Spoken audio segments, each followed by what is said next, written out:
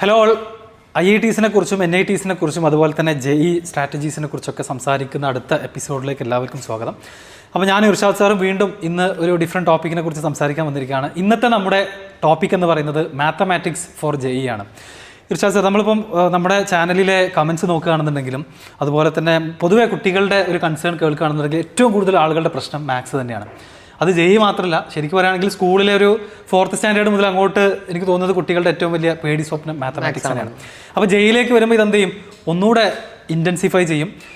Mark score ചെയ്യുന്നത് എങ്ങനെയാണെന്ന് അറിയില്ല, PYQ ചെയ്യണം, അങ്ങനെ ഒരുപാട് സംശയങ്ങൾ കുട്ടികൾക്ക് മാത്സിലുണ്ട്.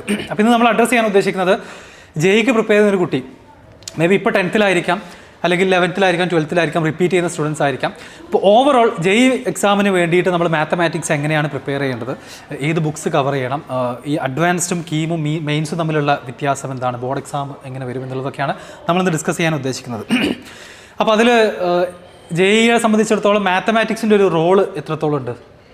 JEE മെയിനെ സംബന്ധിച്ചിടത്തോളം മാത്തമാറ്റിക്സിന് വലിയൊരു റോള് ഇല്ല എന്ന് വേണമെങ്കിൽ നമുക്ക് പറയാം. കാരണം നമ്മൾക്കറിയാം, ഒരു JEE മെയിൻ ക്രാക്ക് ചെയ്യണമെന്നുണ്ടെങ്കിൽ നമ്മൾക്കൊരു 180 മാർക്സ് കിട്ടിയാൽ നമുക്കൊരു NIT അഡ്മിഷൻ കിട്ടും, ഷുറാക്കാൻ പറ്റും.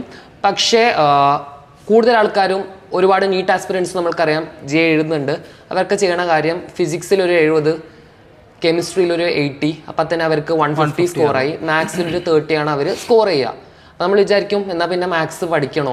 പക്ഷേ ഒരു ലിമിറ്റ് ഉണ്ട്. കാരണം കെമിസ്ട്രിയിലും ഫിസിക്സിലും അവർക്ക് 70യുടെ മേളിൽ പിന്നെ ഒരു സാച്ചുറേഷൻ പോയിന്റ് ആണ്, അതിന് മേളിൽ പിന്നെ സ്കോർ ചെയ്യാൻ പറ്റൂല, ബുദ്ധിമുട്ടാണ്. പിന്നീട് അങ്ങോട്ട് സ്കോറും റാങ്കും നമുക്ക് കൂട്ടണമെന്നുണ്ടെങ്കിൽ മാത്സ് ആണ്.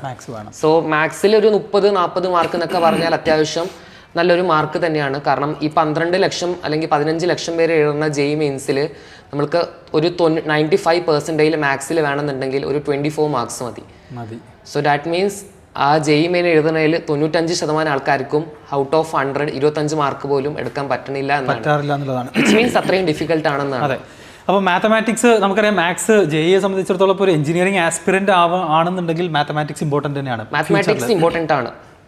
JEEയിൽ പക്ഷേ മാത്സ് ഇല്ലാതെയും മാത്സ് ഈവൻ ടച്ച് ചെയ്യാതെ അടക്കം നീറ്റ് ആസ്പിറൻസ് 300 170 ഒക്കെ എത്തിക്കുന്ന സ്റ്റുഡൻസ് ഉണ്ട്, സ്കോർ ചെയ്യാറുണ്ട്. അപ്പോൾ നിങ്ങൾ മനസ്സിലാക്കേണ്ട ഒരു കാര്യം, മാത്തമാറ്റിക്സ് നമ്മുടെ JEE എക്സാം അതിൻ്റെ ഒരു പോയിന്റ് ഓഫ് വ്യൂവിൽ മാത്രമല്ല, ഈ ഒരു എഞ്ചിനീയറിംഗ് എന്ന് പറയുന്ന ഫീൽഡിലേക്ക് പോകുന്നുണ്ടെങ്കിൽ മാത്സ് ഇമ്പോർട്ടൻ്റ് തന്നെയാണ്. ഓക്കെ, പിന്നെ അതിൻ്റെ പ്രിപ്പറേഷനിലേക്ക് വരുന്ന സമയത്ത് ആദ്യം എല്ലാവരും മനസ്സിലാക്കേണ്ട ഒരു കാര്യം എന്താണെന്ന് വെച്ച് കഴിഞ്ഞാൽ, നിങ്ങളെല്ലാവരും സ്കൂളിൽ പോകുന്ന കുട്ടികളായിരിക്കും ഓൾമോസ്റ്റ് എല്ലാവരും. അപ്പോൾ സ്കൂളിൽ പഠിക്കുന്ന മാത്തമാറ്റിക്സും JEE എക്സാമിലേക്ക് വരുമ്പോഴുള്ള മാത്തമാറ്റിക്സ് തമ്മിലുള്ള ഡിഫറൻസ് ആണ് ഇവർ ആദ്യം മനസ്സിലാക്കേണ്ടത്. അത് എന്താണ് അത് തമ്മിലുള്ള ഡിഫറൻസ്? നമുക്കറിയാം, നമ്മുടെ നാട്ടിൽ ഇപ്പോൾ ഒരുപാട് ആൾക്കാർ സ്കൂളിൽ പഠിക്കണ മാത്തമാറ്റിക്സ് എന്ന് പറഞ്ഞാൽ പ്രീവിയസ് ഇയർ ക്വസ്റ്റ്യൻസ് വെച്ചാണ് കൂടുതലും പഠിക്കണേ. പലപ്പോഴും ഒന്നും അറിയാതെ കാണാതെ പഠിച്ചു പോവാണ്, ക്വസ്റ്റ്യൻസിന്റെ കാണാതെ പഠിച്ചു. ആൻഡ് ഒരാൾക്കാർക്ക് ഇപ്പം നമ്മൾ ചെറുപ്പത്തിൽ പഠിച്ച പോലെ ഇപ്പം അഡീഷൻ എന്താണെന്ന് ചോദിച്ചാൽ എല്ലാവർക്കും ആഡ് ചെയ്യുകയാണെന്ന് അറിയാം, സബ്ട്രാക്ട് എന്ന് പറഞ്ഞാൽ കുറയ്ക്കാന്ന് അറിയാം. പക്ഷെ അങ്ങനെ ഒരാളോട് ഇന്റഗ്രേഷൻ എന്താണെന്ന് വെച്ചാൽ ലിറ്ററൽ മീനിങ് അറിയില്ല, കോംപ്ലക്സ് നമ്പർ എന്താണെന്ന് വെച്ചാൽ ലിറ്ററൽ മീനിങ് അറിയില്ല. അതാണ് പ്രശ്നം. സോ കോൺസെപ്റ്റ് നല്ല രീതിയിൽ കുറവാണ് സ്കൂൾ ലെവലിൽ പഠിക്കുന്ന ഒരാൾക്ക്. പക്ഷേ ഫുൾ മാർക്സ് ഉണ്ടോ എന്ന് ചോദിച്ചാൽ ഈസിലി SLC പറയാൻ വേണ്ട, +1 +2 സ്റ്റേറ്റ് എക്സാമിനൊക്കെ ഈസിലി ഫുൾ മാർക്സ് സ്കോർ ചെയ്യാൻ പറ്റും.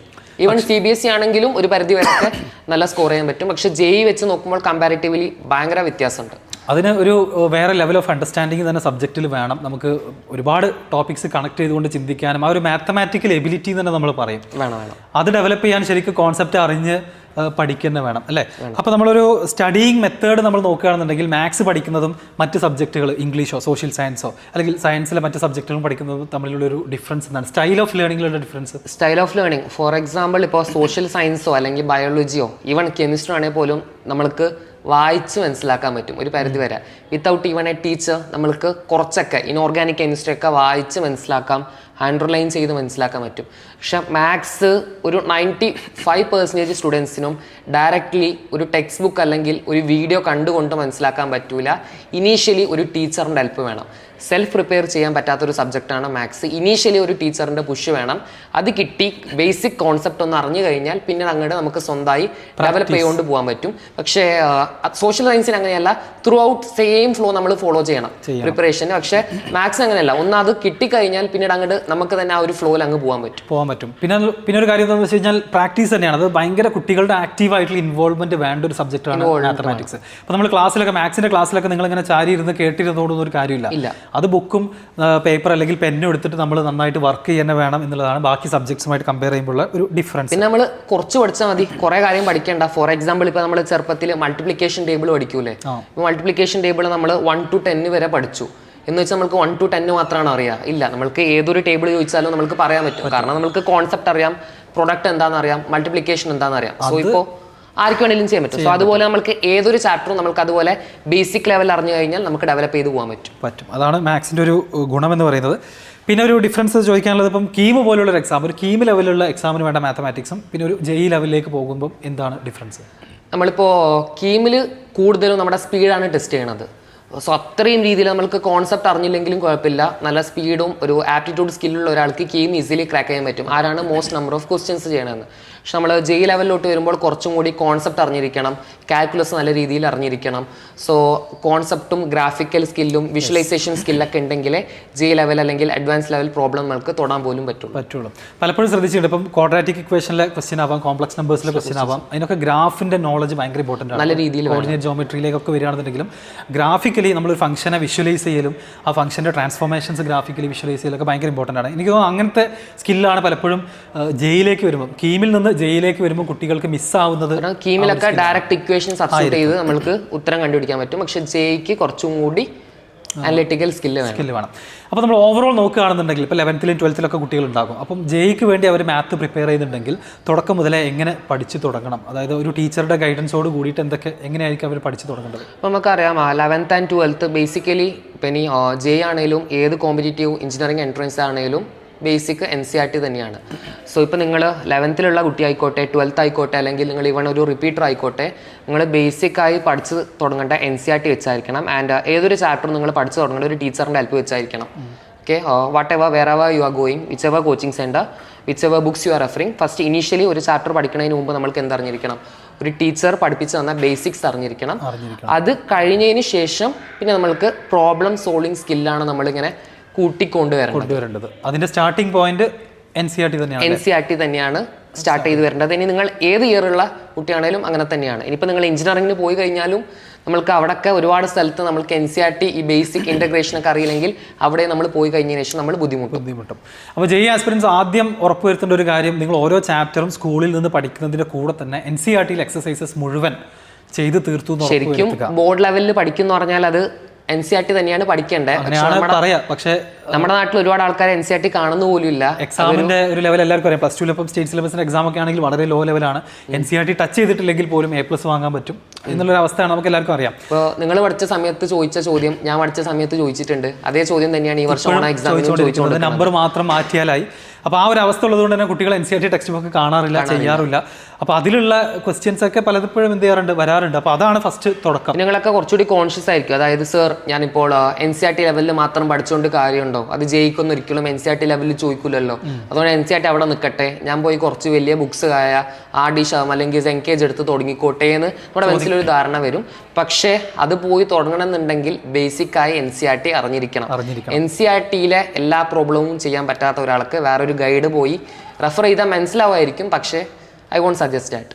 അപ്പോൾ ഇതാണ് ആദ്യം മനസ്സിലാക്കേണ്ടത്. അപ്പോൾ നമ്മൾ പല ബുക്കുകളിലേക്കും പല കോഴ്സസിലേക്കും ഒക്കെ പോകുന്നതിന് മുന്നേ നിങ്ങളുടെ കയ്യിലുള്ള NCERT ബുക്ക് ആദ്യം തീർക്കുക, എന്നിട്ട് മറ്റ് ഗൈഡ്സിലേക്ക് പോകുന്നതാണ്. അപ്പോൾ നമ്മുടെ അടുത്ത ക്വസ്റ്റ്യനും അത് തന്നെയാണ്, ഏതൊക്കെയാണ് ബുക്കുകൾ അവൈലബിൾ ആയിട്ടുള്ളത്, ഏതൊക്കെയാണ് നല്ല പുസ്തകം, ഏതൊക്കെ റെഫർ ചെയ്യണം? ഇത് എപ്പോഴും വരുന്നൊരു ക്വസ്റ്റ്യനാണ്. അപ്പോൾ അതിൻ്റെ ഫസ്റ്റ് ആൻസർ ഇപ്പം കോമൺ ആയിട്ട് നമ്മൾ പറഞ്ഞു, NCERT ബുക്ക് കംപ്ലീറ്റ് ചെയ്തിട്ട് ബാക്കിയുള്ളതിനെ കുറിച്ച് ആലോചിക്കേണ്ട ആവശ്യമുള്ളൂ. ഇനി പിന്നെ ബുക്കുകൾ റെഫർ ചെയ്യാൻ പറ്റുന്ന ബുക്കുകൾ NCERT എന്ന് പറഞ്ഞാൽ ബിഗിനർ ഫ്രണ്ട്ലി ആയിട്ടുള്ള ഒരു ബുക്കാണ്. പക്ഷേ നമ്മുടെ JEE മാത്തമാറ്റിക്സിൻ്റെ വെറും 70% സിലബസ് മാത്രമാണ് NCERTയിലുള്ളൂ. ആക്ച്വലി നമ്മുടെ JEEയുടെ സിലബസ് എന്താന്ന് ചോദിച്ചാൽ NCERT എന്നല്ലല്ലോ പറയാ, NTA തരുന്നതാണ് നമ്മുടെ JEEയുടെ സിലബസ്. അപ്പോൾ NTA തരുന്ന സിലബസിൽ ഒരുപാട് NCERT ഇല്ലാത്ത കുറേ കാര്യങ്ങളും ഉണ്ട്. അപ്പോൾ അതൊക്കെ നമുക്ക് പിന്നീട് പഠിക്കാൻ സമയമുണ്ട്. പക്ഷേ ബേസിക്കലി NCERT ആയിരിക്കണം. NCERT കഴിഞ്ഞാൽ NCERTയിൽ ഉള്ള ബുദ്ധിമുട്ടെന്ന് പറഞ്ഞാൽ ഒബ്ജക്റ്റീവ് ക്വസ്റ്റ്യൻസ് കുറവാണ്. കൂടുതലും ഡിസ്ക്രിപ്റ്റീവ് അല്ലെങ്കിൽ പ്രൂവ് ചെയ്യാനുള്ള ക്വസ്റ്റ്യൻസ്, തിയറം പ്രൂവ് ചെയ്യാനുള്ള ക്വസ്റ്റ്യൻസ് ഒക്കെ ആയിരിക്കും. സോ NCERT കഴിഞ്ഞാൽ പിന്നെ നമ്മൾ റെഫർ ചെയ്യേണ്ട ബുക്ക്, ഞാൻ ഒരുപാട് സ്റ്റുഡൻസിനെ സജസ്റ്റ് ചെയ്യുന്ന ബുക്കാണ് ഹരിഹന്തിൻ്റെ മാസ്റ്റർ ദി NCERT എന്ന് പറയുന്ന ഒരു ബുക്ക് ഉണ്ട്. അത് ലെവൽ 1 ആൻഡ് ലെവൽ 2, ലെവൽ 3 പോലത്തെ ക്വസ്റ്റ്യൻസ് അതിലുണ്ട്. ആൻഡ് 11th ഒരു ബുക്ക് ഉണ്ട്, 12th ഒരു ബുക്ക് ഉണ്ട്. സോ ആ ഒരു ബുക്ക് വെച്ച് നമ്മൾക്ക് ബേസിക് ലെവൽ NCERT തൊട്ട് പോണ ഒബ്ജക്റ്റീവ് ക്വസ്റ്റ്യൻസ് അതിലുണ്ടാവും. എനിക്ക് തോന്നുന്നു അതേപോലത്തെ ഒരു book MTG ഇറക്കുന്നുണ്ട്, MTG NCERT finger tips എന്ന് പറയുന്ന ഒരു ബുക്ക് ഉണ്ട്. അപ്പോൾ ഇത് ശരിക്കും ആർക്കാന്ന് ചോദിച്ചു കഴിഞ്ഞാൽ മാത്സിൽ സ്കൂളിലെ ക്ലാസ് അറ്റൻഡ് ചെയ്തു, കോച്ചിങ് ക്ലാസ് അറ്റൻഡ് ചെയ്തു, എന്നിട്ടും സ്ട്രഗിൾ ചെയ്യുന്ന കുട്ടികൾ, ഒരു ബേസും ഇല്ലാത്ത ഒരു കുട്ടികൾക്കും ബിഗിനർ ഫ്രണ്ട്ലി ആയിട്ടുള്ള ബുക്കാണ്. MCQs ചെയ്ത് പഠിച്ച് പ്രാക്ടീസ് ചെയ്യാൻ പറ്റിയ പുസ്തകങ്ങളാണ് മാസ്റ്റർ ദി NCERT അല്ലെങ്കിൽ MTG. ഒരുപാട് ചോദ്യം ഈ ബുക്കിൽ നിന്ന് ഡയറക്റ്റ് ചോദിക്കാറുണ്ട് ജെയ്ക്ക്. സോ ഈ ബുക്കിൽ എനിക്ക് തോന്നുന്നു കീമിന് അടക്കം വന്നേക്കാം, കീമിന് വരാം, ജെയ്ക്കും ഈവൺ വരാം. ഈ ബുക്കിൽ അത്രയും ലെവലില്ലാത്ത ചോദ്യം എന്നല്ല, ലെവലുള്ള ചോദ്യങ്ങളുണ്ട്, ലെവലില്ലാത്ത ചോദ്യങ്ങളുണ്ട്. പക്ഷെ നല്ലോണം ബിഗിനർ ഫ്രണ്ട്ലി ആയിട്ടുള്ള NCERT ലൈൻ ബൈ ലൈൻ തൊട്ട് പോകാൻ പറ്റിയ ഒരു ബുക്കാണ് മാസ്റ്റർ ദി NCERT. പിന്നെ അടുത്തതായിട്ട് നമുക്ക് കോമൺ ആയിട്ട് എല്ലാവർക്കും പറഞ്ഞു കൊടുക്കാൻ പറ്റുന്ന മെറ്റീരിയൽ എന്ന് പറയുന്നത് കോച്ചിങ് മെറ്റീരിയൽസ്. അത് മോസ്റ്റ്ലി എല്ലാ നല്ല പുസ്തകങ്ങളൊക്കെ റെഫർ ചെയ്തിട്ടാണ് പലപ്പോഴും കോച്ചിങ് മെറ്റീരിയൽസ് ഉണ്ടാക്കിയിട്ടുണ്ടാവുക. അങ്ങനെയാണെങ്കിൽ അത് ഫോളോ ചെയ്താൽ തന്നെ ആക്ച്വലി ജെയ്ക്ക് കവർ ചെയ്യും. പലപ്പോഴും അതും കുട്ടികൾ കംപ്ലീറ്റ് ആയിട്ട് ചെയ്യാറില്ല. അപ്പോൾ കോച്ചിങ് മെറ്റീരിയൽസ് NCERT, പിന്നെ നമ്മൾ ഈ പറഞ്ഞ 2 ബുക്കുകളല്ലാതെ പിന്നെ വേറെ ഏതൊക്കെ ബുക്സ് ആണുള്ളത്? വേറെ പിന്നെ നമ്മൾക്കുള്ളത് RD ശർമ്മ റെഫർ ചെയ്യണമെന്ന് ഒരുപാട് ആൾക്കാർ ചോദിക്കുന്നുണ്ട്. ഒരു 10-15 ഇയേഴ്സ് ബാക്ക് ആണെങ്കിലും നമ്മൾക്കത് സജസ്റ്റ് ചെയ്യാം. പക്ഷെ ഇപ്പോൾ അതിലൊരുപാട് സിലബസിന് പുറത്തുള്ള കുറേ കാര്യങ്ങളുണ്ട്. ഭയങ്കര ലെങ്തിയാണ് ആ ബുക്ക്. നിങ്ങളൊരു ഫൗണ്ടേഷനൊക്കെ പോയി 9th തൊട്ട് 11th and 12th പോർഷൻസ് ഒക്കെ കവർ ചെയ്ത് തുടങ്ങിയ ഒരാളാണെങ്കിൽ അപ്പം തൊട്ട് നോക്കിക്കോളൂ, കുഴപ്പമില്ല. പക്ഷേ ഇനിയിപ്പോൾ നോക്കിയാൽ അത് തീർക്കാനുള്ള സമയമില്ല. അതുകൊണ്ട് ഈ ഒരു സമയത്ത് ഞാൻ സജസ്റ്റ് ചെയ്യുന്ന ബുക്ക് സെൻകേജിൻ്റെ ഒരുപാട് ഓതേഴ്സിൻ്റെ ബുക്ക് ഉണ്ട്. അപ്പോൾ SK ഗോയാലിൻ്റെ അരിഹന്തിൻ്റെ ബുക്കും അത്യാവശ്യം നല്ല ബുക്കാണ്. ഡിഫറൻഷ്യൽ കാൽക്കുലസ് ഒക്കെ പഠിക്കാൻ 7 ബുക്കുള്ള സീരീസ് ഉണ്ട്. അരിഹന്തിൻ്റെ 7 ബുക്കുള്ള സീരീസ് ഉണ്ട്. അത് കുറച്ച് അഡ്വാൻസ് ലെവൽ വരെ പോകുന്ന ബുക്സ് തന്നെയാണ്. അതിൽ SK ഗോയാൽ ഓതർ ആയിട്ടുള്ള ബുക്സ് നല്ലതാണ്. അതേപോലെ പ്ലേ വിത്ത് ഗ്രാഫ് എന്ന് പറയുന്ന ഒരു ബുക്ക് ഉണ്ട്, അമിത് M ഹഗർവാലാണ് ഓതർ, അതും നല്ല ബുക്കാണ്. സോ ഹരിഹന്തും സെൻകേജിൻ്റെ ബുക്കാണ് usually most of the JEE aspirants prefer ചെയ്യണത്. പോവേണ്ട ഒരു ലെവൽ, അതിൻ്റെ അപ്പുറത്തേക്ക് പോകേണ്ട. അത് നമ്മൾ പറഞ്ഞ പോലെ ആദ്യം NCERT കംപ്ലീറ്റ് ചെയ്ത് അതിൽ നല്ല കംഫർട്ടബിൾ ആണ്, കോച്ചിങ് മെറ്റീരിയൽസ് എടുത്ത് ചെയ്യുന്നു. അതിൻ്റെയും പുറത്തേക്ക് ഒരു അഡീഷണൽ റെഫറൻസും പ്രാക്ടീസൊക്കെ വേണ്ട ആളുകളാണ് ഈ പറഞ്ഞ സെൻഗേജിലേക്കൊക്കെ പോകേണ്ടത്. പലപ്പോഴും നേരെ കുട്ടികൾ എന്ത് ചെയ്യും, NCERT ക്വസ്റ്റ്യൻ ചെയ്യാൻ കിട്ടുന്നില്ല, PYQs ചെയ്യാൻ പറ്റുന്നില്ല, നേരെ പോകുന്നത് എങ്ങോട്ടാ NCERTയിലേക്കും അതുപോലെ തന്നെ അരിഹന്തിലേക്കൊക്കെയാണ്, സെൻഗേജിലേക്കൊക്കെയാണ് പോകുന്നത്. അപ്പോൾ അത് പലപ്പോഴും കുട്ടികളെ ബുദ്ധിമുട്ടിക്കാറുണ്ട്. ആൻഡ് വേറൊരു കാര്യം എനിക്ക് അഷ്യൂർ ചെയ്യാൻ പറ്റും, കാരണം നമ്മൾ പേഴ്സണലിനെ പറ്റി പറയുകയാണെങ്കിൽ നമ്മൾ ഈ വീഡിയോന്റെ തുടക്കത്തിൽ പറഞ്ഞു ഒരു 95 അല്ലെങ്കിൽ 99% നല്ലൊരു പെർസെന്റേജാണല്ലോ. 99% എടുക്കണമെങ്കിൽ നമുക്ക് ജെയ്ക്ക് മാത്സിൽ ഒരു 36 അല്ലെങ്കിൽ 36 മാർക്കൊക്കെ എടുത്താൽ നമുക്ക് 97 ഒക്കെ കിട്ടും പെർസെന്റേജ്. 99% എടുക്കണമെങ്കിൽ ഒരു 56, 58 ആ ഒരു റേഞ്ച് കിട്ടിയാൽ മതി. 95% എന്ന് പറഞ്ഞാൽ 24 കിട്ടി. So that means basically 6 to 10 questions ചെയ്താൽ തന്നെ നിങ്ങൾക്ക് അത്യാവശ്യം നല്ലൊരു പെർസെന്റേജ് ജെയ്ക്ക് കിട്ടുന്നുണ്ട്. ആൻഡ് വേറൊരു നമ്മൾ ശ്രദ്ധിക്കേണ്ട കാര്യം എന്ന് വെച്ചാൽ ജെയുടെ ഓവറോൾ പെർസെൻറ്റൈൽ 99 കിട്ടുന്ന ആളെന്ന് വെച്ചാൽ അവരുടെ സ്കോർ 200 ആയിരിക്കും. ഈ 99% ജെയ്ക്ക് കിട്ടുന്ന ആൾക്കാരൊക്കെ ഡെഫിനറ്റ്ലി ജെയ് അഡ്വാൻസും ക്രാക്ക് ചെയ്യുന്ന ആൾക്കാരായിരിക്കും. അപ്പോൾ ഈ ജെയ് അഡ്വാൻസ് ക്രാക്ക് ചെയ്യുന്ന ആൾക്കാരുടെ ജെയ് മെയിൻ സ്കോർ നോക്കുവാണെങ്കിൽ അവർ മാത്സിൽ ഒരു 40 അല്ലെങ്കിൽ 50 എടുത്തുണ്ടാവുള്ളൂ. അപ്പോൾ ദാറ്റ് മീൻസ് IIT ക്രാക്ക് ചെയ്യുന്ന ഒരാൾക്കും ജെയ് മെയിൻസിൽ ഒരു 10 ക്വസ്റ്റിനെ മാത്സിൽ ചെയ്യാൻ പറ്റുന്നുള്ളൂ. സോ അത്രയും ഡിഫിക്കൽട്ടാണ്. സോ എനിക്കൊരു കാര്യം മെഷർ ചെയ്യാൻ പറ്റുന്ന കാര്യം, നിങ്ങൾ NCERTയും മാസ്റ്റർ ദി NCERTയും നല്ല രീതിയിൽ നിങ്ങൾ maximum number of questions practice ചെയ്തിട്ടുള്ള ഒരാളാണെങ്കിൽ ഡെഫിനറ്റ്ലി ജെയ്ക്ക് ഒരു 6 to 7 ക്വസ്റ്റ്യൻസ് നിങ്ങൾക്ക് അത് വെച്ച് മാത്രം ചെയ്യാൻ പറ്റും. നിങ്ങൾ ഒരു സെൻകേജും RD ശർമ്മയോ പ്ലേ വിത്ത് ഗ്രാഫ് ഒന്നും നോക്കാതെ, അതായത് ഇപ്പോഴത്തെ JEE മെയിൻ്റെ ലെവൽ വെച്ച് നമ്മൾക്ക് ഒരു 7 to 8 ക്വസ്റ്റ്യൻസ് ഈസിലി സ്കോർ ചെയ്യാൻ പറ്റും. ഓക്കെ, അപ്പോൾ അതിലിപ്പം നമുക്ക് മനസ്സിലായ ഒരു കാര്യം ഇതാണ്, എത്ര സ്കോർ വേണം. അതായത് നമ്മൾ റിയലിസ്റ്റിക്കലി നോക്കുകയാണെന്നുണ്ടെങ്കിൽ നമ്മൾ എത്ര തന്നെ പഠിച്ചാലും 99% എന്ന് പറയുമ്പോൾ നമ്മുടെ ഓൾ ഇന്ത്യ റാങ്ക് 15,000 16,000 ആണ്. അപ്പോൾ മാത്തമാറ്റിക്സിൽ നമ്മൾ ഓൾ ഇന്ത്യയിൽ 16,000 ഉള്ളിലെത്താൻ ആകെ 50 മാർക്ക് 55 മാർക്ക് മതി. അതും ടോപ്പേഴ്സിന് IIT പോകുന്ന ആൾക്കാർ, ഒരു NIT കാലിക്കറ്റ് ഒക്കെ നോക്കണ ഒരാൾക്കില്ലേ ഒരു 30 മാർക്ക് മതി. 30 മാർക്ക് എന്ന് പറഞ്ഞാൽ 6 or 7 8 ക്വസ്റ്റ്യൻ ചെയ്ത് കഴിഞ്ഞാൽ തന്നെ നിങ്ങൾക്ക് NITയിലേക്ക് എത്താനുള്ള ഇത് കിട്ടും. ഓക്കെ, അപ്പോൾ അടുത്ത ഇവരുടെ സംശയം ഏതൊക്കെ ചാപ്റ്റർ ആണ് പ്രയോറിറ്റി. അപ്പോൾ അവിടെയാണ് പ്രയോറിറ്റിയുടെ ഇമ്പോർട്ടൻസ് വരാം.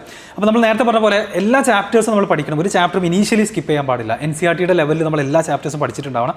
ഇനി ഒരു JEE ലെവലിൽ ഒരു ലാസ്റ്റ് മിനിറ്റിലേക്ക് ലാസ്റ്റ് മന്ത്സിലേക്ക് എത്തുന്ന സമയത്ത് നമ്മൾ പ്രയോറിറ്റൈസ് ചെയ്യാൻ തുടങ്ങണം. കാരണം നമ്മൾ റിയലിസ്റ്റിക്കലി നമ്മുടെ എക്സ്പെക്ടേഷൻ നമ്മൾ നോക്കിയിട്ട് പ്രയോറിറ്റൈസ് ചെയ്യണം. അങ്ങനെയാണെങ്കിൽ ഏതൊക്കെ ചാപ്റ്റേഴ്സിലാണ് നമ്മൾ ഫോക്കസ് കൊടുക്കേണ്ടത്? ബേസിക്കലി നമുക്ക് 11th and 12th around 26-28 chapters ഉണ്ട്. ഇത് എല്ലാ ചാപ്റ്റേഴ്സും NCERT ലെവലിൽ അറിഞ്ഞിരിക്കണം. NCERTയിലുള്ള എല്ലാ എക്സസൈസസും, എല്ലാ സോൾഡ് എക്സാമ്പിൾസും, എല്ലാ മിസ്ലീനിയസ് എക്സാമ്പിൾസും, മിസ്ലീനിയസ് എക്സസൈസസും എല്ലാ ചാപ്റ്ററിലും അറിഞ്ഞിരിക്കണം. ഇത്രയും അറിഞ്ഞു കഴിഞ്ഞാൽ പിന്നെ അങ്ങോട്ട് നമ്മൾ low input high output chapters ഉണ്ട്. അതുപോലത്തെ ചാപ്റ്റേഴ്സ് ചെയ്താൽ നമ്മൾ നല്ല രീതിയിൽ നോക്കി, അതായത് നമ്മൾ ഓൾറെഡി പറഞ്ഞു 8 ക്വസ്റ്റ്യൻ ചെയ്താൽ മതിയല്ലോ. സോ അങ്ങനെ നമ്മൾ നോക്കേണ്ട chapter number 1 sets, number 2 relations and functions, number 3 quadratic equation, number 4 sequence and series, number 5 binomial theorem, number 6 vector, number 7 3-dimensional geometry, number 8 matrices, number 9 determinant, number 10 statistics. അപ്പോൾ ഇത് basically മറ്റ് ചാപ്റ്റേഴ്സുമായി അധികം connection വരാതെ connection അല്ല, independent അല്ലേ? Independent ആണ് ഈ chapters. ഇതിൽ ചില ചാപ്റ്റേഴ്സ് അങ്ങോട്ടും ഇങ്ങോട്ടും റിലേറ്റഡ് ആണ്. ഈവൻ മെട്രിക്സ്, ഡിറ്റർമിനന്റ്, ഈ പറയുന്ന 10 ചാപ്റ്റർ നല്ല രീതിയിൽ ഒരാൾ നോക്കിയിട്ടുണ്ടെങ്കിൽ തന്നെ even they can score 50 marks. That means 98% ജയിക്ക്. ഈവൻ കാൽക്കുലസ് നിങ്ങൾ തൊടേ വേണ്ട, ഇത്രയും ചാപ്റ്റേഴ്സ് വെച്ച് തന്നെ ദേ ക്യാൻ ഈസിലി സ്കോർ. പക്ഷേ ഈ ഒരു ചാപ്റ്റർ ചെറിയ രീതിയിലല്ല, നല്ല രീതിയിൽ തന്നെ പ്രിപ്പയർ ചെയ്യണം. പക്ഷേ ഈ ഒരു ചാപ്റ്റർ കുറച്ച് ഇൻപുട്ട് കൊടുത്താൽ തന്നെ നല്ല സ്കോർ കിട്ടുന്ന ചാപ്റ്റേഴ്സ് ആണ്. അപ്പോൾ എനിക്ക് തോന്നുന്നു ഇതിലേക്ക് സീക്വൻസ് ആൻഡ് സീരീസ് അടക്കം ആഡ് ചെയ്യാൻ പറ്റുന്ന ചാപ്റ്റേഴ്സ് ആണ്. അപ്പോൾ പലരുടെയും പേടി ഇന്റഗ്രേഷൻ ഡിഫറൻസിയേഷൻ ഒക്കെ, അതുകൊണ്ട് ചെയ്യുന്ന മാർക്ക് കിട്ടില്ല, ക്വാളിഫൈ ചെയ്യില്ല എന്നൊക്കെയാണ് പലരും വിചാരിക്കുന്നത്. പക്ഷേ നിങ്ങൾക്ക് ക്വാളിഫൈ ചെയ്യാനും നല്ലൊരു റാങ്ക് നേടിയെടുക്കാനും ശരിക്കും കാൽക്കുലേഷൻ്റെ ആവശ്യമില്ല. പക്ഷേ ബോർഡ് ലെവലിൽ പഠിച്ച ഒരാൾക്കില്ലേ, നമ്മളെ ഒരു JEE മെയിൻ 2016 സംതിങ് ആ ഒരു സമയത്തില്ലേ, ഈവൻ ഡിഫറൻഷ്യൽ ഇക്വേഷൻ നമുക്കറിയാം കാൽക്കുലസിലെ ചാപ്റ്റർ ആണ്. ആ ചാപ്റ്ററിൽ നിന്ന് ചോദിച്ചൊരു ചോദ്യം find the order and degree of A differential equation ആണ്. അപ്പോൾ അതുപോലത്തെ ചോദ്യം നമ്മൾക്ക് എക്സ്പെക്ട് ചെയ്യാം. സോ അത്രയും ടഫ് ഒന്നുമല്ല കാൽക്കുലസിൽ നിന്ന്. There are some easy questions. So suppose നമ്മളിപ്പോൾ ഈ പറയുന്ന ചാപ്റ്റേഴ്സ് ഈസി ആണെന്ന് പറഞ്ഞാൽ പോലും ഇനി സെറ്റ്സിലെ ടഫ് ക്വസ്റ്റ്യൻ ഏതെങ്കിലും ഒരു പേപ്പറിൽ ചോദിച്ചിട്ടുണ്ടെങ്കിൽ ആ ഒരു സമയത്ത് അവർ ഇന്റഗ്രേഷനിൽ ഒരു ഈസി ക്വസ്റ്റ്യൻ ആയിരിക്കും ചോദിക്കുക. ആൻഡ് ഫൈനലി നമുക്ക് ഈ ഒരുപാട് കാര്യങ്ങൾ നമ്മൾ മാത്സിനെ കുറിച്ച് ഇപ്പം വളരെ ഡീറ്റെയിൽഡ് ആയിട്ട് ഡിസ്കസ് ചെയ്തു. ഫൈനലി ചോദിക്കാനുള്ളത് ഇപ്പം ഇനി ഇതിലേക്ക് ഒറ്റ ക്വസ്റ്റ്യൻ കൂടെ കുട്ടികൾക്ക് ബാക്കിയുള്ളത് എന്താണെന്ന് വെച്ച് കഴിഞ്ഞാൽ PYQs, അതുപോലെ തന്നെ കോൺസെപ്റ്റ് വൈസ് ആണ് പഠിക്കേണ്ടത്, പ്രോബ്ലം സോൾവിംഗ് ആണ് പഠിക്കേണ്ടത്. ഇനി പ്രോബ്ലം സോൾവിംഗ് ആണെങ്കിൽ തന്നെ PYQസിൻ്റെ ഒരു ഇമ്പോർട്ടൻസ് എന്താണ്? അപ്പോൾ അതിന് എന്ത് അഡ്വൈസ് നമുക്ക് കൊടുക്കാൻ പറ്റും? അതായത് ചില ചാപ്റ്റേഴ്സ് നമ്മൾ പ്രോബ്ലം സോൾവ് ചെയ്ത് തന്നെ പഠിക്കണം. അങ്ങനെയുള്ള ചാപ്റ്റേഴ്സ് ഞാൻ പറഞ്ഞുതരാം. കോൺസെപ്റ്റ് പഠിച്ച് പ്രത്യേകിച്ച് വലിയ കാര്യമില്ല. ട്രിഗ്നോമെട്രി പ്രോബ്ലം സോൾവ് ചെയ്ത് തന്നെ പഠിക്കണം. കാരണം ഓരോ ക്വസ്റ്റ്യനും ഭയങ്കര ഡിഫറെൻ്റ് ആണ്. Permutations and combinations, probability, sequence and series, binomial theorem, integration അതായത് ഇൻഡെഫിനിറ്റ് ഇൻറ്റഗ്രൽ, ഇതൊക്കെ പ്രോബ്ലം ചെയ്ത് തന്നെ പഠിക്കണം. അല്ലാത്ത തിയറിറ്റിക്കലി കുറച്ചുകൂടി കോൺസെപ്റ്റ് പഠിച്ചാൽ ചെയ്യാൻ പറ്റുന്ന ചാപ്റ്റേഴ്സ് ഏതൊക്കെയാണെന്ന് ചോദിച്ചാൽ quadratic equation, limits, continuity, differentiability, ഈ പറയുന്ന ചാപ്റ്റേഴ്സൊക്കെ നമ്മൾ കുറച്ചുകൂടി തിയറിറ്റിക്കൽ നോളജ് ഉണ്ടെങ്കിൽ, കുറച്ചുകൂടി ഗ്രാഫിക്കൽ ആൻഡ് അനലിറ്റിക്കൽ സ്കില്ല് ഉണ്ടെങ്കിൽ നമ്മൾക്ക് ചെയ്യാൻ പറ്റുന്ന ചാപ്റ്റേഴ്സ് ആണ്. സോ മാക്സിമം പറയുകയാണെങ്കിൽ ഒരു ചാപ്റ്ററിൽ നിന്ന് നിങ്ങൾ അറ്റ്ലീസ്റ്റ് ഒരു 200 ഒബ്ജക്റ്റീവ് ക്വസ്റ്റ്യൻസ് എങ്കിലും സോൾവ് ചെയ്തിരിക്കണം. അങ്ങനെ ചെയ്ത ഒരാൾക്ക് ആ ചാപ്റ്ററിന്റെ ഏത് ക്വസ്റ്റ്യനും ചെയ്യാൻ പറ്റും. അപ്പോൾ ഈ 200 കേൾക്കുമ്പോൾ തന്നെ കുട്ടികൾ എന്തായാലും ഞെട്ടും. അപ്പോൾ ഇത് ആക്ച്വലി ഒരു 10th കഴിഞ്ഞ് ഇമ്മീഡിയറ്റ്ലി സ്റ്റാർട്ട് ചെയ്ത് 2 വർഷമൊക്കെ ടൈമുള്ള ഒരാൾക്കാണ് എല്ലാ ചാപ്റ്ററിലും 200 ഒക്കെ ചിലപ്പം കവർ ചെയ്യാൻ സാധിക്കും. ഞാൻ പറഞ്ഞ 10 ചാപ്റ്റർ ഉണ്ടല്ലോ, 10 ചാപ്റ്ററിന്റെ 200 നിങ്ങൾ എന്തായാലും ചെയ്യണം. ഈവൻ ഇഫ് യു ഇന്ന് ഡേറ്റ് സെപ്റ്റംബർ 21 ആണ്, ജാനുവരി 21 തൊട്ടായിരിക്കും JEE മെയിൻ. നിങ്ങൾ ഇന്ന് തൊട്ട് ഒരു ചാപ്റ്ററിന്റെ 150 ക്വസ്റ്റ്യൻ നിങ്ങൾക്ക് ഷുവറായി ചെയ്യാൻ ഉള്ള സമയമുണ്ട്. 10 ചാപ്റ്റർ നിങ്ങൾ സെലക്ട് ചെയ്ത് പഠിക്കുകയാണെങ്കിൽ. പിന്നെ സാർ ചോദിച്ച ചോദ്യം നമ്മൾ PYQ കൊണ്ട് പ്രത്യേകിച്ച് കാര്യമുണ്ടോന്ന്. JEE മെയിൻ്റെ PYQ കൊണ്ട് നല്ല കാര്യമുണ്ട്. കാരണം നമ്മൾക്കറിയാം ഒരു വർഷം ജാനുവരിയിൽ 10 ഷിഫ്റ്റ് ഉണ്ട്, ഏപ്രിലിൽ 10 ഷിഫ്റ്റ് ഉണ്ട്. സോ ഒരു വർഷം 20 ക്വസ്റ്റ്യൻ പേപ്പറാണ് മാത്സിന് തന്നെ ഉള്ളത്. സോ കഴിഞ്ഞ ഒരു 5 കൊല്ലത്തെ ക്വസ്റ്റ്യൻ പേപ്പർ എന്ന് പറഞ്ഞാൽ 10,000 മേലെ എത്തും, 100 ക്വസ്റ്റ്യൻ പേപ്പർ ഉണ്ടാവും. സോ അത്രയും ക്വസ്റ്റ്യൻസ് ഉണ്ടാവും. സോ അത്രയും സെറ്റ് ഓഫ് ക്വസ്റ്റ്യൻസ് നമ്മൾ ഒരു സ്റ്റാറ്റിസ്റ്റിക്കൽ അനാലിസിസ് വെച്ച് നോക്കുവാണെങ്കിൽ സെയിം പാറ്റേൺ റിപ്പീറ്റ് ചെയ്യാറുണ്ട്. അപ്പം അതുകൊണ്ട് ഞാൻ ഈ പറഞ്ഞ ചാപ്റ്റേഴ്സ് എല്ലാ ചാപ്റ്ററും നോക്കാൻ സമയം കിട്ടൂല. ഞാനിപ്പോൾ നേരത്തെ പറഞ്ഞ ചാപ്റ്റേഴ്സ് നമ്മൾ ഡിസ്ക്രിപ്ഷനിൽ എന്തായാലും കൊടുക്കാം. ആ പറയുന്ന ചാപ്റ്റേഴ്സ് മാത്രം PYQ നോക്കിയാൽ it would be very helpful.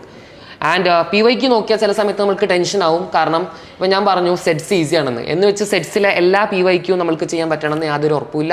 There will be some question. കാരണം ഒരു 80% ക്വസ്റ്റ്യൻസ് ഈസി ആയിരിക്കും, ബാക്കി 20% ഈ പറയുന്ന ടോപ്പേഴ്സിന് വേണ്ടിയിട്ടുള്ള ക്വസ്റ്റ്യൻസ് ആണ്. അതായത് 6ാം ക്ലാസ് തൊട്ട് പഠിക്കാൻ തുടങ്ങിയ ആൾക്കാരുണ്ട്, അവരെ ഒന്ന് കാറ്റഗറൈസ് ചെയ്ത് നിർത്താൻ വേണ്ടിയുള്ള ക്വസ്റ്റ്യൻ ആണ് ഈ പറയുന്ന ക്വസ്റ്റ്യൻസ്. സോ നമ്മൾ എത്ര പഠിച്ചാലും still there will be some questions in which we won't be able to do. അങ്ങനെയുള്ള ക്വസ്റ്റ്യൻ ഇപ്പോൾ തൽക്കാലം സ്കിപ്പ് ചെയ്യുക. അത് മാത്സ് പഠിക്കുന്ന ഒരുപാട് ആൾക്കാർ എന്നോട് പറയുന്നതാണ്, സർ എനിക്ക് ഈ ഒരു ചോദ്യം മനസ്സിലായി, ഇതുപോലത്തെ വേറൊരു ചോദ്യം എനിക്ക് ചെയ്യാൻ പറ്റുന്നില്ല, അത് എന്തുകൊണ്ടാണ്? അത് പ്രാക്ടീസ് ഇല്ലാത്തതുകൊണ്ടാണ്. മാക്സിമം പ്രാക്ടീസ് ചെയ്യാൻ നോക്കുക. ആൻഡ് വേറൊരു കാര്യം എല്ലാവരും ചോദിക്കുന്നത്, ഒരു ചാപ്റ്റർ നമ്മൾ പഠിച്ചോ ഇല്ലേ എന്ന് നമ്മളെ തന്നെ എങ്ങനെ ഇവാലുവേറ്റ് ചെയ്യും? അത് എല്ലാവർക്കും ഉള്ള സംശയമാണ്. ഇപ്പോൾ ബോർഡ് ലെവലാണെങ്കിലും നമുക്ക് ഡയറക്റ്റ്ലി പറയാൻ പറ്റും ആ ഒരു ചാപ്റ്ററിൻ്റെ കുറച്ച് തിയററ്റിക്കൽ ക്വസ്റ്റ്യനും കുറച്ച് ഡെറിവേഷനും ചെയ്യാൻ പറ്റുന്നുണ്ടെങ്കിൽ ആ ചാപ്റ്റർ നമുക്ക് പഠിച്ചു കഴിഞ്ഞു. പക്ഷേ എൻട്രൻസ് ലെവലിലോട്ട് പറയുമ്പോൾ ഒരു ചാപ്റ്റർ പഠിച്ചു കഴിഞ്ഞോ ഇല്ലെന്ന് നമ്മൾക്ക് യെസ് ഓർ നോ എങ്ങനെ പറയാൻ പറ്റും? അത് ഇത് തന്നെയാണ്. ബേസിക്കലി ഒരു 200 ക്വസ്റ്റ്യൻ ഒരു ചാപ്റ്ററിനെ നമ്മൾ തീർത്തിട്ടുണ്ടെങ്കിൽ അത് മതി. ദർ വിൽ ബി സ്റ്റിൽ കുറച്ച് ക്വസ്റ്റ്യൻ നമുക്ക് ചെയ്യാൻ പറ്റാത്തുണ്ടാവും, പക്ഷെ കുഴപ്പമില്ല. അത്രയും പഠിച്ചു കഴിഞ്ഞാൽ നിങ്ങൾ നിങ്ങളെ തന്നെ വിശ്വസിക്കുക, എപ്പോഴെങ്കിലും ആ ചാപ്റ്റർ നിങ്ങൾക്ക് ചെയ്യാൻ പറ്റും. സോ ഫൈനലി നമുക്ക് കൺക്ലൂഡ് ചെയ്യാനുള്ളത് എന്താണെന്ന് വെച്ച് കഴിഞ്ഞാൽ മാത്സിൻ്റെ കാര്യം ഇപ്പോൾ വളരെ ഡീറ്റെയിൽ ആയിട്ട് നമ്മൾ ഡിസ്കസ് ചെയ്തു. അപ്പോൾ അതിൽ ഒന്നാമതായി മനസ്സിലാക്കേണ്ട കാര്യം, നമ്മുടെ എക്സ്പെക്ടേഷൻസ് റിയാലിറ്റി നമ്മൾ നോക്കുകയാണെന്നുണ്ടെങ്കിൽ എല്ലാ ക്വസ്റ്റ്യൻസും ഒരാൾക്കും ചെയ്യാൻ കഴിയില്ല. ആകെ 50% ക്വസ്റ്റ്യൻ പോലും ചെയ്യുന്ന ഓൾ ഇന്ത്യ ലെവൽ ആകെ 16,000 പേരേ ഉള്ളൂ. അപ്പോൾ നമ്മൾ പ്രയോറിറ്റൈസ് ചെയ്യുക. എന്നിട്ട് first level of learning NCERT നമ്മൾ എല്ലാ ചാപ്റ്ററും പ്രോപ്പറായിട്ട് കംപ്ലീറ്റ് ചെയ്തിട്ട് തന്നെ പോകണം. അത് കഴിഞ്ഞിട്ട് നെക്സ്റ്റ് ലെവലിലേക്ക് പോകുമ്പോൾ നിങ്ങൾക്ക് നിങ്ങളുടെ ഒരു മാത്തമാറ്റിക്കൽ സ്കില്ല് അനുസരിച്ചിട്ട് എന്ത് ചെയ്യണം, പ്രയോറിറ്റൈസ് ചെയ്യണം ചാപ്റ്റേഴ്സ്. അതിൻ്റെ PYQs കംപ്ലീറ്റ് ആക്കുകയാണ് വേണ്ടത്. ഈ പറഞ്ഞ പോലെ 200 ക്വസ്റ്റ്യൻസ് എങ്കിലും ഒരു ചാപ്റ്ററിൽ ചെയ്യാൻ വേണ്ടി ശ്രമിക്കാം. പിന്നെ അതിൻ്റെ മുകളിലേക്ക് പോകാമെന്ന് പറയുമ്പം ആ സബ്ജക്റ്റിൽ നല്ല സ്കില്ലുള്ള അല്ലെങ്കിൽ ആ സബ്ജക്റ്റിൽ എക്സ്ട്രാ ഓർഡിനറി ആയിട്ടുള്ള ആളുകൾക്കാണ് ഈ പറയുന്ന പോലെ 100-ൽ മേ ബി 80-90 ഒക്കെ സ്കോർ ചെയ്യുന്നത്. അതിൻ്റെ ഈ മുകളിലോട്ട് പോകാൻ നിങ്ങൾ വാശി പിടിക്കരുത്. കാരണം ഒരു ഇന്റഗ്രേഷൻ്റെ ചോദ്യം ചെയ്തിട്ടാണോ നിങ്ങൾക്ക് 4 മാർക്ക് കിട്ടിയത്, അല്ലെങ്കിൽ കെമിസ്ട്രിയിൽ ഒരു ക്ലാസിഫിക്കേഷൻ ഓഫ് എലമെന്റ്സിന്റെ ചോദ്യം ചെയ്യാൻ ഒരു 10 സെക്കൻഡ് മതി. സോ അതുകൊണ്ട് നിങ്ങൾ കെമിസ്ട്രിയും ഫിസിക്സും മാക്സിമം സേഫ് സോണിൽ എത്തി വെക്കുക. ഒരു 180 മാർക്ക് ക്രോസ് ചെയ്തു, നിങ്ങൾ അത് ഷുവർ ആക്കിയതിന് ശേഷം വേണമെങ്കിൽ കാൽക്കുലസിന്റെ ക്വസ്റ്റ്യൻ ഒക്കെ ചെയ്യാം. സോ ബാക്കി ഇനിയുള്ള സംശയങ്ങൾ തീർച്ചയായിട്ടും നിങ്ങൾ കമൻറ്റ് സെക്ഷനിൽ ചോദിക്കുക. അതുപോലെ തന്നെ ജെയ്ക്ക് പ്രിപ്പയർ ചെയ്യുന്ന നിങ്ങളുടെ എല്ലാ ഫ്രണ്ട്സിനും നമ്മുടെ ഈ ഒരു വീഡിയോ എന്ത് ചെയ്യുക, ഷെയർ ചെയ്ത് കൊടുക്കുക. So thank you.